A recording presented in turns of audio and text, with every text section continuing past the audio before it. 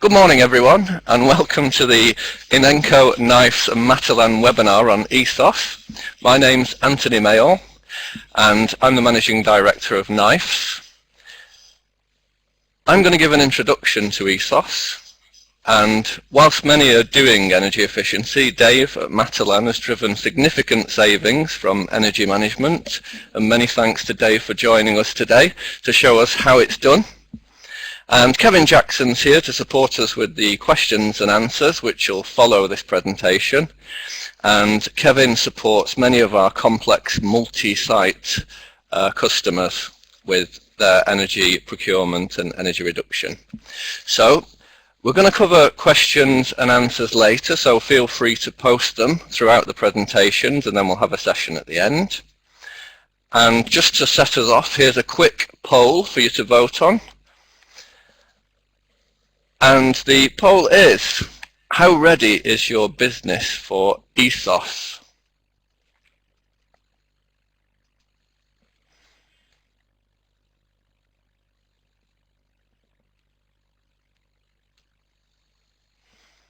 So how ready is your business for ESOS?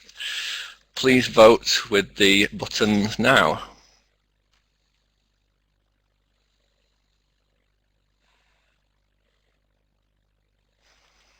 So looks like we've got some partial understanding, but we've only just started the process.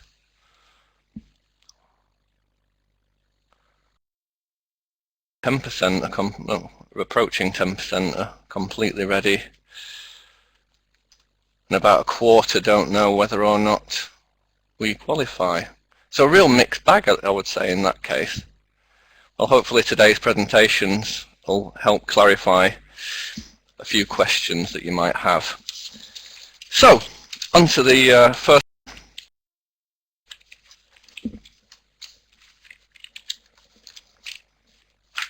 Why we're here.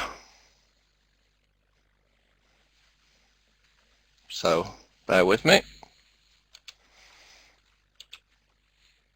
Why we're here? We're here because we have carbon reduction targets to meet, and I think DECC has been keen to lead Europe with ESOS because they see energy efficiency and energy reduction as a significant step in reducing carbon. So, hence we've moved forward with ESOS and it's in action. Richard, to spotting an opportunity, and here's a quote from Richard, and it's clear that there's source of competitive advantage in energy efficiency and reducing your operational costs. So in terms of targets, then the UK target is to hit 80% 2050 and 20% reduction by 2020, so not an insignificant challenge. Here's the size of the prize for energy efficiency. So according to DECC, there's the opportunity for the United Kingdom to save 196 terawatts of energy, and that equates to 41 megatons of. By my reckoning, 10% energy savings, which is very, very achievable, would save UK £6 billion per annum. And that's a significant chunk of the education budget, so it's worth really pursuing energy efficiency. If you look at the image there, you might see that little dot on the bottom left-hand side of the cube. That's an illustration of what 41 megatons of CO2 might look like, and the dot in the left-hand side is the Eiffel Tower. So it gives you some idea of scale of how much CO2 we could abate using energy efficiency. What is ESOS? One of the key reasons most of us are here today. ESOS is a mandatory scheme. It forms the government's answer to the directive, and mandates energy audits. It's civilly new in the UK. It was final guidance was launched on the 26th of June 2014, and it applies to UK large enterprises. I'll come on to what a UK large enterprise is later. There are fines for non-compliance, and the fines are higher than the cost of compliance, and more importantly, I think the savings that can be made by going through this process outweigh the costs. And you can either meet the mandatory requirements by undertaking an enterprise-wide ESOS audit, or if you are ISO 50001 compliant, then you would be exempt from ESOS. And interestingly, this needs signing off by a statutory director, and it's governed by the Environment Agency, the same team as the CRC. What's an audit? Well, an audit is enterprise-wise, and as one might expect, it includes building energy use, the use of energy in industrial processes, and unlike CRC, it also includes transportation energy use. So it's more all-encompassing than CRC. According to DECC guidance, audits are to be proportionate and representative, and if you look at the guidance notes, they suggest that 5%, a minimum of 5% of buildings covered is proportionate, and including one of each building type. So it's about finding the most significant opportunities with a good payback, identifying them, and also putting in place good energy management practice. So here's an overview from DECC. So the mandatory aspects of the scheme are to measure energy use, identify opportunities for savings, and also putting a high-level business plan together which gives life cycle costs and savings associated with the measures. To also store that data and provide a whole evidence pack to the scheme administrator, who is the Environment Agency. What's not mandatory, what's voluntary, is to do something with the savings. And you'll see later in the Q&A session that we've got a question that's about some ESOS providers who are actually demanding that measures are followed as part of their scheme, so we can have a bit of a debate on that later. Who does it apply to? So large enterprises, so it's not including SMEs and the public sector. However, interestingly, some bodies such as universities and other higher education institutions might be included if they have more than 50% revenue from private sources. It's applied to the highest UK parent company, so it will include certain groups, including our own group, in fact, who are private equity owned. So whilst we're a group of smaller enterprises, then our parent will be included. And it's not applicable to non-UK companies. However, in Europe, under the EU Energy Efficiency Directive, each member state will have their own answer to ESOS. What's an SME? You're in if you've got more employees or €50 million turnover and £53 million of assets and over. So the current thinking is that it's somewhere in the region of 10,000 organisations. So when DECC started off, they thought it was around about 7,000, and now with the potential higher education and also including those organisations who'll de-aggregate their compliance. In other words, they'll break it down into the smaller businesses. It looks like that will be somewhere in the region of 10,000 organisations. Milestones. So the EU directive is not a new thing. It's been around since November 2012. The ESOS UK consultation has been underway since July last year, closed in October, and legislation was passed in July this year, so we're only somewhere like 2 months in terms of legislation.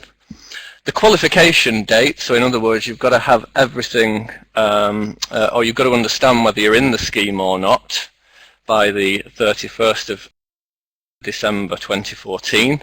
So that's according to DECC guidance. So in other words, you need to figure out whether you're in or you're out. And if you look at the compliance deadline of the 5th of December, then there's a lot of work to do. So by my reckoning, it's 666 organisations comply between now and the 5th of December. And I'd argue that that's quality experts that are available in the UK.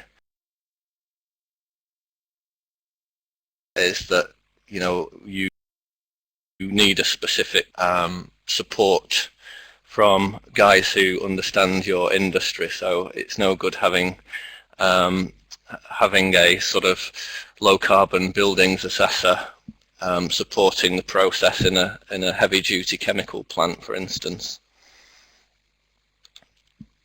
Business benefits. So we've profiled several hundred of our clients in terms of what the service would cost, and it's typically significantly less than 1% of the annual energy spend. So it's not such. Government estimates that the payback just for your return on the service is more than 13.5 times, and I think we'd concur with that. If you're doing good energy management and identifying opportunities, then you know the prize is great, as Dave will show later. So you know, the way to turn something that's a burden into a real benefit out of the draw and take some action.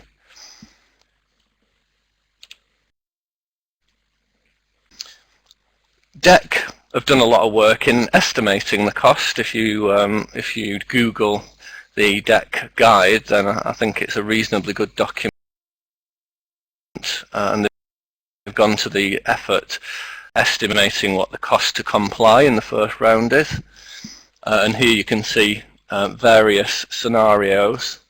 Our experience in those that we've profiled shows an average cost to comply around about £15,000, but clearly that ranges significantly from a few £1,000s for a small, straightforward client to, you know, much more than that for a complex client. But as I say, I think the important takeaway from my perspective is that, you know, it's nearly always less than 1% of energy spend, so you should get a good return on investment. Cost non-compliance is £. So the are able to don't submit the evidence pack by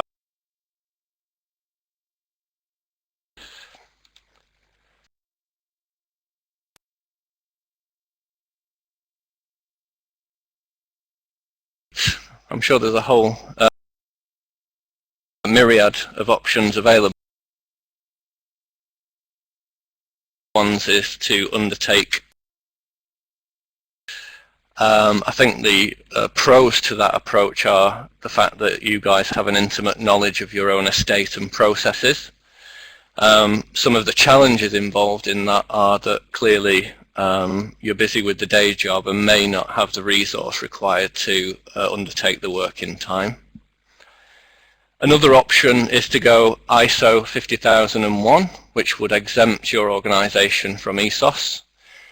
I think the great positive in that is that you've got an embedded process in place that's throughout your organisation, and clearly that's something that comes to life and can continue savings moving forward. Some of the negatives I see in ISO 50001 is that there's not much time to implement ISO if you've not already started or completed the journey, unless you're a relatively straightforward organisation, that is. So my view is that the market at large would crack ESOS audits for the first round, and then in the second 4-year round get up to speed on ISO 50001, and I think that's a pretty good approach. Use a consultant is the third option. So one of the positives of that is it minimises the impact on your business. One of the clear negatives is you've got to pay someone for it and you might not have a budget yet.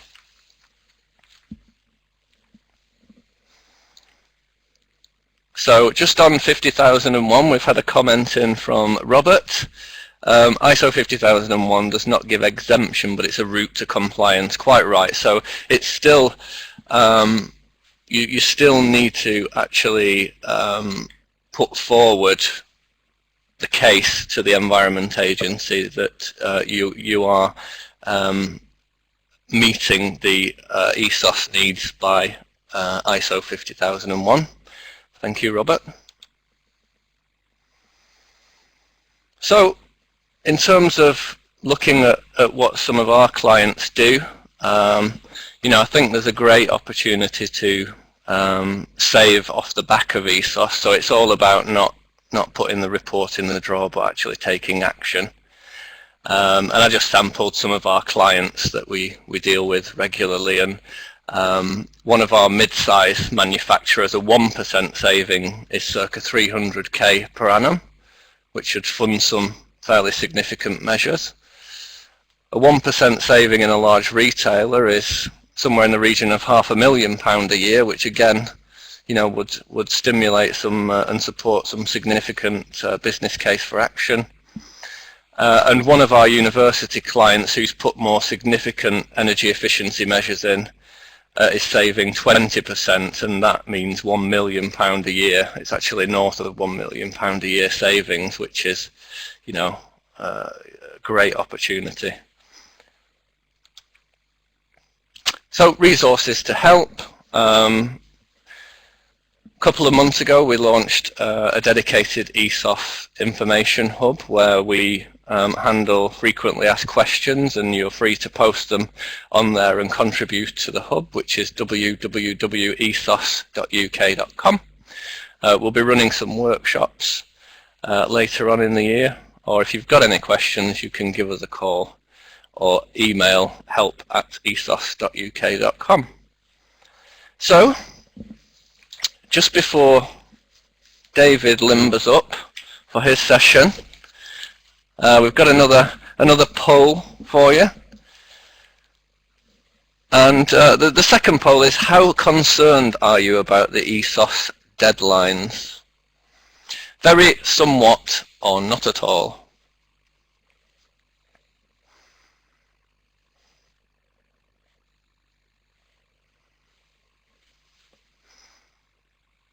So somewhat is taking the lead there at 64%. We've got very at nearly 16% and not at all at 20%. So looks like a fifth of our established participants are well on with it. Okay, well, in terms of what's possible in energy efficiency, I'm going to hand over to Dave Derbyshire from Matalan, who's the master of energy savings, to give you an overview of what Matalan have been up to.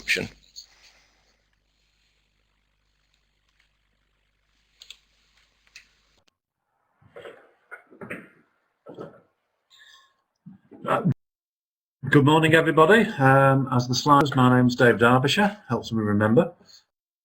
I work for Matalan. I'm the environment manager, and essentially what I want to go through this morning is Four things. A brief history of the carbon management programme to date that we've implemented. I want to draw some parallels with the CRC. So it's about how did we approach the CRC and what did we learn that we can apply to ESOS, and finally, on the basis of those thoughts, what is our strategy for ESOS at this time? Quick introduction, a little Matalan, I hope you're all familiar and show on a weekly basis. But if you've not been with us, then take a look. We're the UK's leading out-of-town fashion and homeware retailer, currently trading out of 227 stores, and we've recently added a Team Pro proposition to the portfolio, so it's evolving all the time. A little about myself. I've been with Matalan for 12 years. I'm the environment manager, and my role includes utilities and energy management, and as well as ensuring compliance, the key part of my job description really is to deliver environmentally sound cost savings. So that's where I'm coming from. Going back in time to tell the story, back to 2008, carbon reduction commitment was on the horizon. We were aware of it. We started off with a switch it off campaign, light switch stickers, that sort of thing. It looked good, didn't really achieve many savings, but it was a start. At that time, we had no real way of monitoring the energy performance, and although we had lots of good intentions, we needed some guidance. At that point, we began the relationship, and the image there is from 2008, just so you can help cast your mind back. Again, if you were involved with energy at that time, which I'm sure many of you were, a little bit of nostalgia there. The graph on the left-hand side, extracts from CSV files, looking at the demand over a 24-hour period. In this case, this was our Warrington store, where the duty manager on the Wednesday night didn't turn all the lights off, and they were still burning on the Thursday morning, and it's still a bone of contention to this day. Alternatively, the slide on the right-hand side shows our Stockport store at 1 o'clock in the morning with all the lights burning merrily. Our real focus buildings also had an opportunity for reduced lighting out of trading hours. They're the two things we focused with our store managers on, and in the traditional fashion, we went after the low-hanging fruit. So the first steps were a behavioural campaign, train store managers. We introduced automatic monitoring and targeting, smiley face, as you can see on the right-hand side there, a graph, because everybody loves a graph, and cost values, because that related store managers' P&L. At the same time, centrally, I'd analyse the data, I'd look for stores that had the pattern, stores that weren't necessarily turning everything off at night, and I challenged the store managers. In turn, the store managers challenged me back because we started to hit controls issues. In some cases, we weren't able to turn all the lights off overnight. There simply weren't switches fitted. In other cases, controls were either hidden or people didn't understand how to use them. And that was our biggest challenge at that point. At that point, we began a relationship with a building energy management system called WEMS, based in Stockport. In a BBC style, other building energy management systems are available. But for us, the key points that we wanted out of the system were, first of all, they had a central energy bureau that managed the estate for us, taking the energy management out of our store managers' hands and consistency by virtue of the wireless network. There's a network of sensors throughout the building, so we had appropriate telemetry, an ADSL link into a central processor within the building so that we could talk to the building, and wireless control within the store. We took control of all electric and gas plants,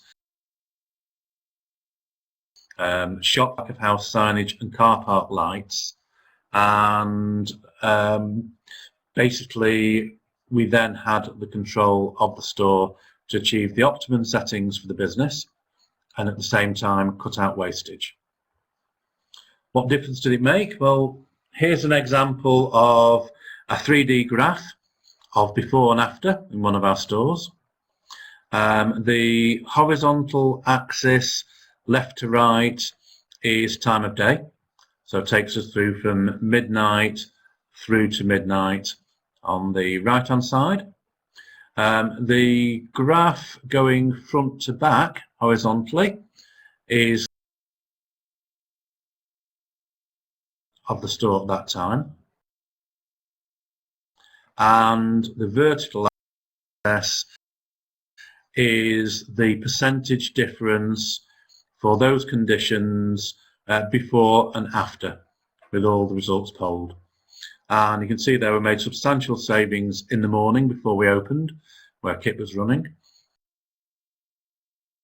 Made substantial savings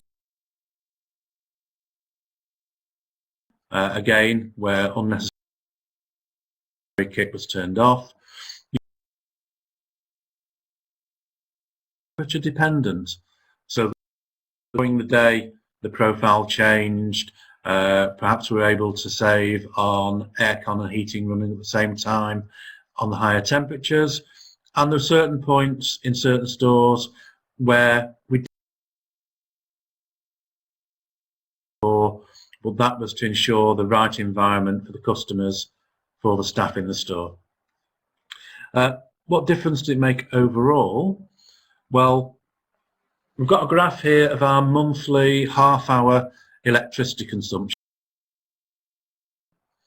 and 3 bars that you've got, red bars, are going back 2 years, 2012. The blue bar is last year, 2013, and the green bar by month is 214 to date. It does look like we're making a stunning saving in September. However, that's because this data was pulled a few days ago. September wasn't complete, but you will be reassured we still made, I think, about 4% saving on the year before for September. What it illustrates is, and this is absolute consumption, it includes all the new stores added into our estate, is that we've consistently managed to bring down the total usage of electricity across the estate through the implementation rather of the WEM system and behavioural change and training that we've put in. And as the next graph shows, which is a rolling 12-month absolute consumption, again since July 11 we've had this steady reduction in the annual consumption, and from top to bottom we've got approximately 20 gig of saving, which in anybody's money has to be north of £2 million worth of savings per year. We have started to plateau out a little bit now into the WEM system, has actually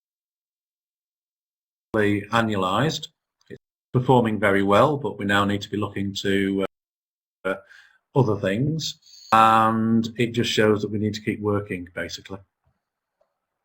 So what did we do next? Well, we started looking at the electricity consumption and electricity cost. Having taken full buildings and being able to manage what equipment is on at what point in the day, we thought that we could perhaps change our electricity contract. Previously, we'd had a deal that was struck with DECC'S managed on an all-inclusive package, i.e. one rate for night time, one rate for day. Certainly gave us cost certainty, which helped with budgeting, but at a price. And that price was, of course, the managing the risk for the red, amber and DECC'S rates. So what we then started thinking about was, what if we swapped to paying for the DECC'S charges by the time band? How much would our electricity cost per half hour? And could we risk manage using the building energy management system? And the graph on the right hand side shows the cost of our consumption for the estate by the half hour, and the peak that is within the red DECC'S period between about 4:30 and 7:30 each day.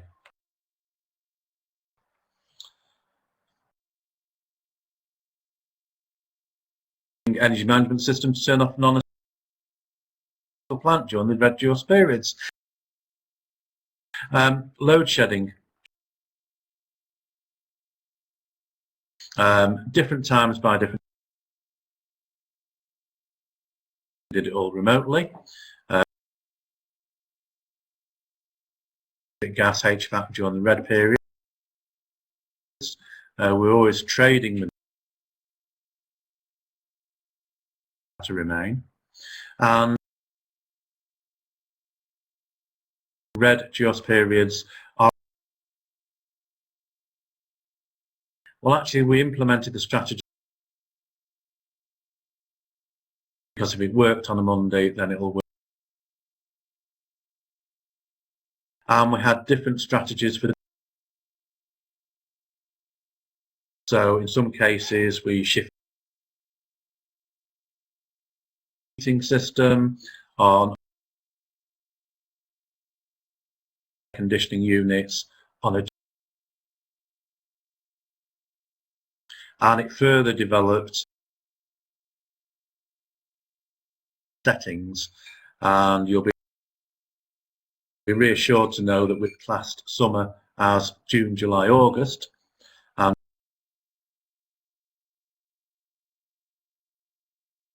initially winter. You heard it here first. We remote programmed, tweaked using the WEM system, which meant that in those cases where the settings weren't right, we were able to go back in and adjust. And this, if you like, is here because it shows the evolution of our energy policy. And for the differences that it made, well, again, we've got the same graph as we had before with the 3 consecutive years, green being this year. However, this time it is purely for one day, a weekday. And as the red arrow shows, again, around that peak time, you've got just a small depression within our electricity consumption. Analysis has shown that within the red DECC'S band, we achieved an 8.2% saving. That equated to cost savings on DECC'S charges and the actual unit consumption as well of about 120,000.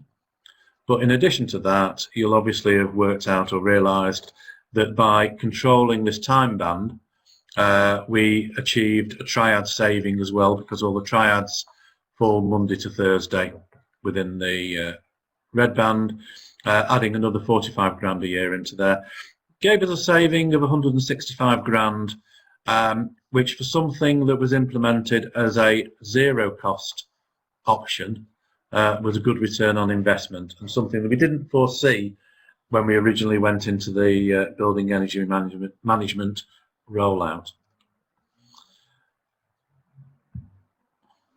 So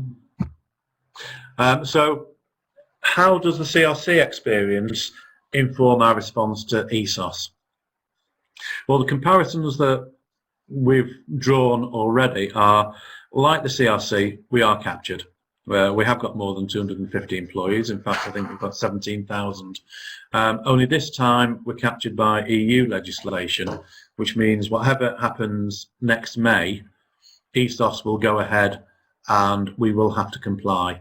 So we can't hide, we can't avoid, we have to just deal with it and work out the best strategy to get the most out of it.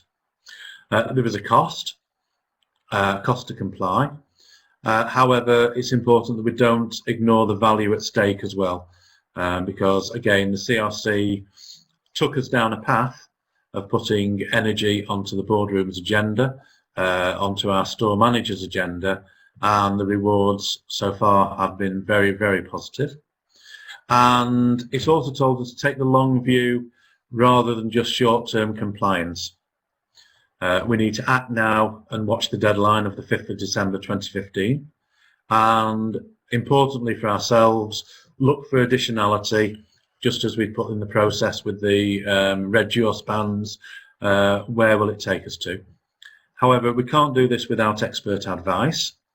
And for myself and our team, I think the challenge is to prove the savings from ESOS outweigh the cost on a return on investment for these surveys, for this compliance. Just what can we manage to achieve out of it that will actually exceed the investment, and what can we make out of it? So, in summary, our response to ESOS, well, the decision is to go down the consultant survey response. As per Anthony's presentation, it would have been too much of a strain on in-house resource to try and take this on, and especially with a tight deadline to meet with. We want to engage with the process, but not just delegate the process out. For ourselves, after the first submission, we do want to push for ISO 50001, which I do feel is the better route to compliance. However, I'm mindful that we've got 1 year to go, and to deliver ISO 50001 within our organisation and achieve the lasting cultural change, then we need to do it right. So compliance first, then ISO 50001. We must make sure that we incorporate any pre-existing surveys, having the benefit of the last 3 years' surveys to contribute into the audit package, but most importantly to act now. As you can tell, we're already engaged with Inenco and NIFES, and our plan is to turn the energy saving opportunities into a reality.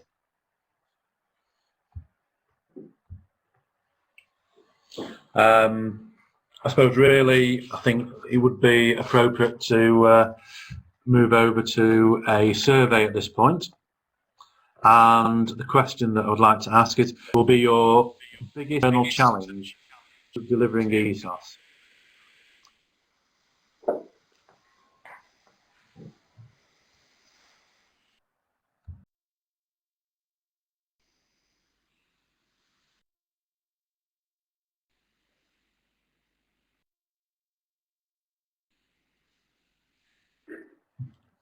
And I think there are quite a spread of results. About 25% of you believe internal resource is the biggest challenge. 25% again think the cross-departmental cooperation is required. The highest proportion, 32%, think choosing the right partner to support delivery, and the remaining 16% are concerned about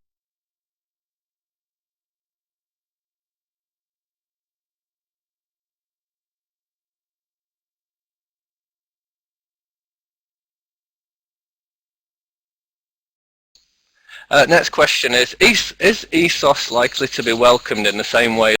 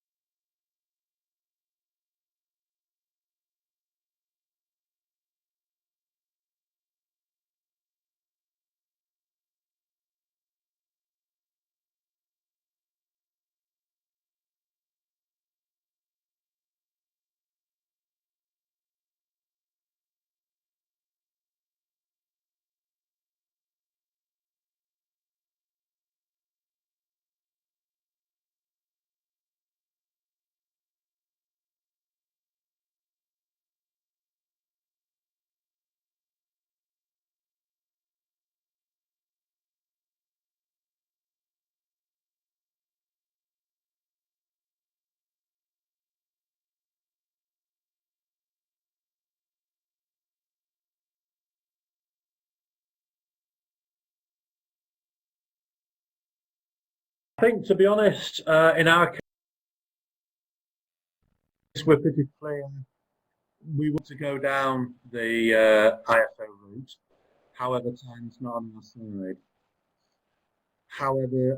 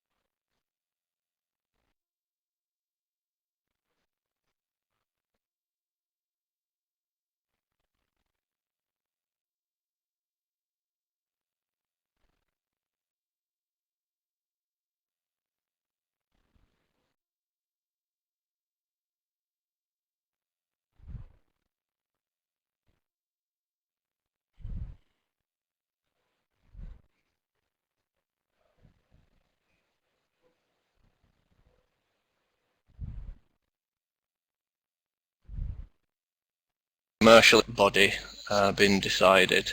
Well, the enforcement body is the Environment Agency.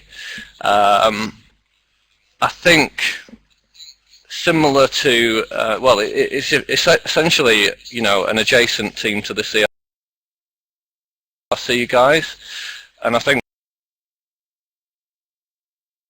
here, one is the commercial penalty, which is upwards of £50,000, and you know, the thing there is someone's got to police it, so we'll see.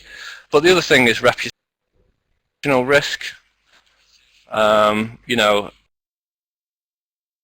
it's not going to be good for your reputation to you know, to not comply. What do you think, Kevin? What's your feedback from clients? On the best route to compliance? No, on the on non-compliance. You know, will people just not comply en masse? I think it's interesting. I think what we've seen with the legislation,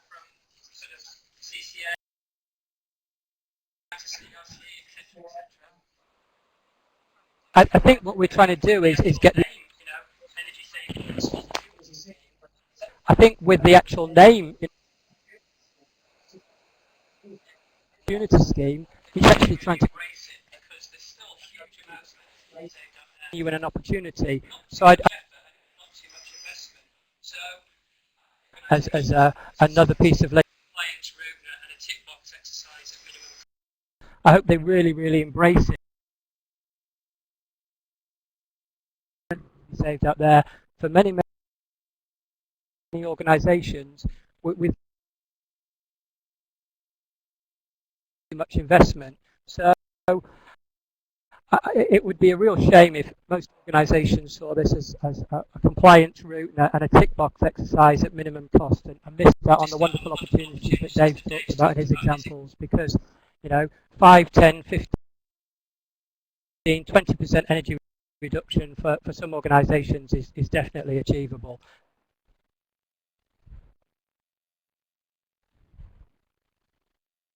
Okay, thanks for that, Kevin. Okay, next question from Laura. If there aren't enough experts available, would an organisation still be fined if they didn't get compliant before the deadline because no assessor was available? I guess the short answer to that, as we stand, is yes. You know, by the letter of the law, you would. So, early signs of relaxing the rules, but we'll have to see what happens. I guess the key thing here is to you know, to act early, quite a few people, you know, and corral both your own internal expertise and your external advisors. Interest and questions that we've seen previously. Kevin, any evidence of early People are movers in the engaging with this market? process. You'll have to So unmute yourself I think first. those early adopters are doing the right thing. If there is likely to be a scarcity of approved lead auditors towards the end of the programme, those people that have got their houses in order early doors, not only will they sort of get to market first, they'll also be making the savings much earlier as well. So I think it's right that people are keen and looking for the opportunities and looking for the help and support. So I'm very encouraged that not only the numbers on this webinar, but all the interest on the various other pieces of publicity surrounding ESOS have been well received.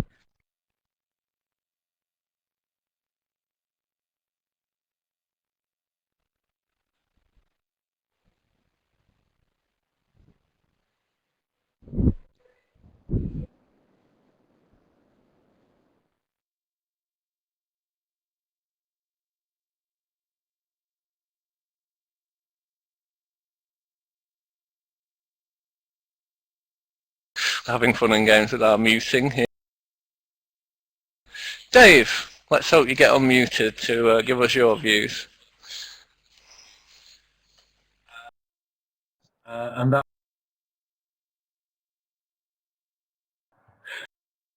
that was around the risk of we're getting a penalty. I think, to be honest, and Kevin have really key points, which is to act now, and then it won't become a problem. Like all legislation, there is a risk if you put yourself in a position where you can't comply because of the time scale. And I guess there will be resource available. However, the price may go up as you near the deadline if there's a premium. So the only answer is to get involved as soon as possible and take the savings, as Kevin said. Thank you. Dave. Question from Eleanor. Can internal CEM, I presume that means Chartered Energy Manager, be an internal ESOS lead assessor? Well, the short answer to that is, yep, provided that they registered by a body that's on the Environment Agency accredited list, then they will do it in-house for sure.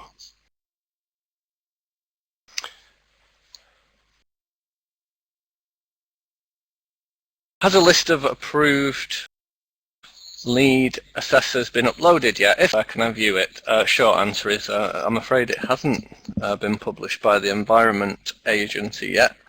However, that doesn't stop one from getting the groundworks involved in ESOS. So we've got the guidance, the standard has standards for what credentials a lead assessor should have. So, you know, many of our clients as stand. Should we have one for Kevin? I believe that some ESOS providers are insisting that energy efficiency solutions are applied following the ESOS audits. Is this going to be the norm moving forward? I'll ask Kevin that because I know what Dave's answer will be. He won't be bullied into doing something he doesn't want to.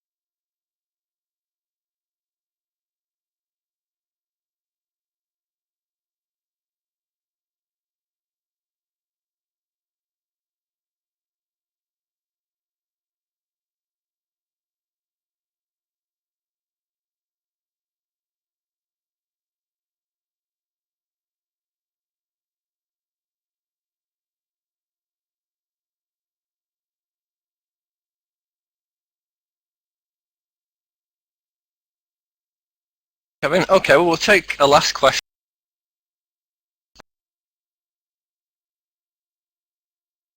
Any questions that are left remaining?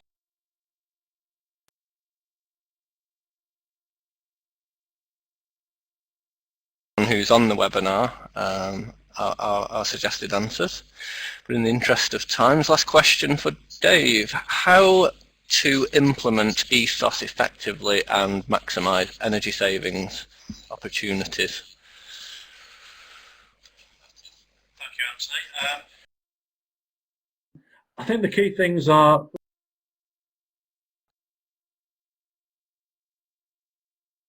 work, well, in our case, consultant, so that we've got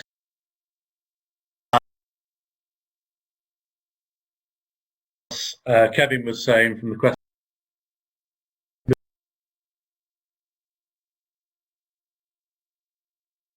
out there, whether it's deliberate or otherwise, and at the same time, I think it's important process, read up, read the guidance, work with the consultant to deliver the best outcomes from ESOS for your own organisation. Personally, I'm looking forward to the audit results out of this, because that for me is going to give a menu of different investments, all with different returns, that we could implement across the range of buildings that we operate. Bring us look with a fresh pair of eyes, and I'm sure out of that range of recommendations there'll be plenty that we can implement that will be right for us and will deliver significant energy saving opportunities. And there's a further part to this which is really important, and that is the audit has to be signed off at board level, and that means it isn't something that will quietly pass through the business and business will comply.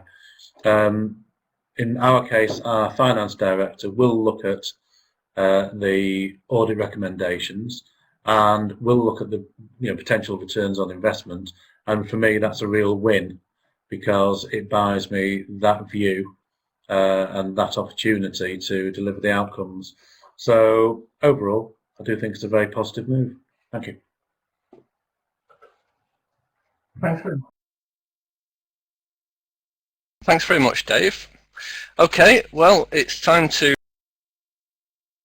technical issues, low carbon communications,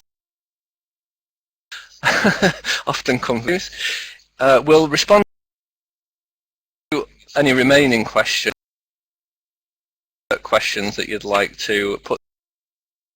Then you can email those at esos.uk.com. So without further ado, I will thank Dave once again from Matalan for sharing his amazing experience, and also thanks to Kevin for fielding the questions, and thank you very much for your attention. Bye everyone.